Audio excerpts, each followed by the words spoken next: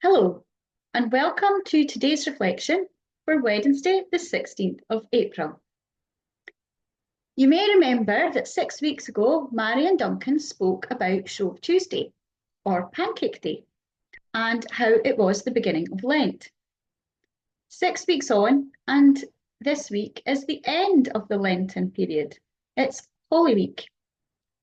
Lent is an important time for Christians, a time of sacrifice, self-reflection, charitable giving, and penance. It's a time where we resolve to live a more godly life, and it lasts a period of 40 days. The word Lent comes from an Old English word, lensen, which means the lengthening of days, or spring.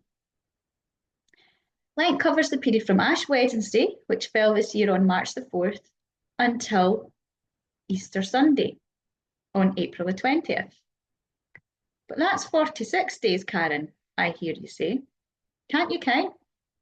Well, Catholics and other denominations observe Lent for the 40 days until Holy Saturday, but they omit the 6 Sundays, which are feast days, and so you don't need to fast on a feast day, and that brings the total down to 40.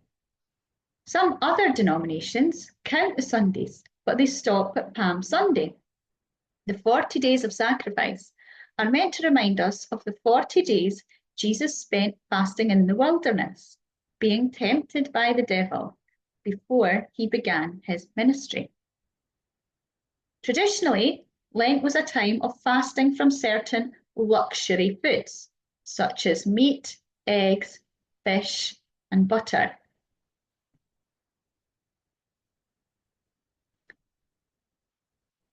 People fasted completely on Ash Wednesday and also on Good Friday, the most holy day in the church calendar. Nowadays, many people give up something that they enjoy eating or doing, or a bad habit, or they might take up a good habit over this period, thus sacrificing something of themselves. It might be chocolate, or alcohol, or social media. This year, I decided to give up unnecessary or frivolous spending and try to be more mindful and intentional with what I'm spending my money on. Of course, it's a good way to save money, but also the aim is to help the environment and avoid overconsumption, which is such a huge problem in our society today, and it's much discussed. I tried to avoid just spending on things that I saw on impulse and think about where things came from that I did buy and were they ethically produced, and with groceries, what were the food miles involved? There is a growing movement nowadays towards living within your means and under consumption, minimalism, and a return to a simpler life. More people have chickens in their garden or ducks. More people are looking for organic food. They're going to farmers markets or things like that, and trying to grow their own. So just live a simpler life like in days gone by. So my bills were still all paid, and the groceries and transport and other necessities were covered, as well as quite a number of gifts and charitable donations over the past 6 weeks. I had lots of birthdays, anniversaries, colleagues getting married, colleagues leaving, lots of gifts given.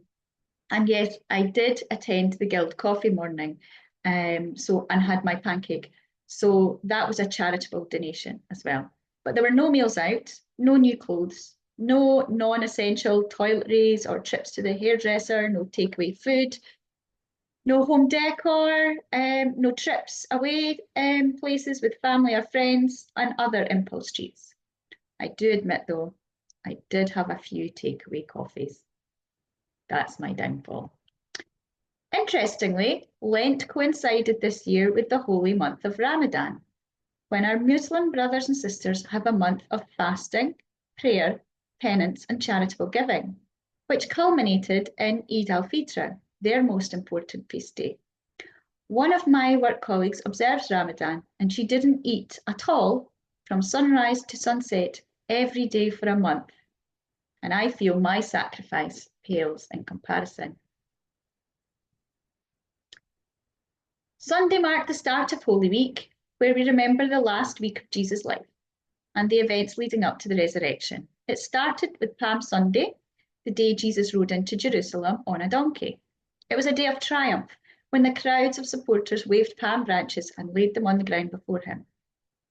Today is Holy Wednesday, the day when we remember Judas, the disciple who betrayed him.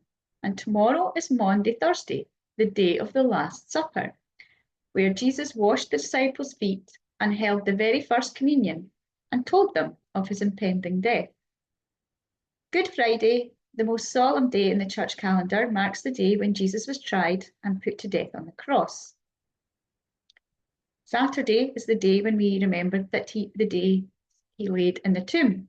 And then, of course, it's Easter Sunday, the day of Jesus' resurrection. After 40 days of sacrifice, prayer, reflection, and charitable giving, Easter brings us joy and peace and hope.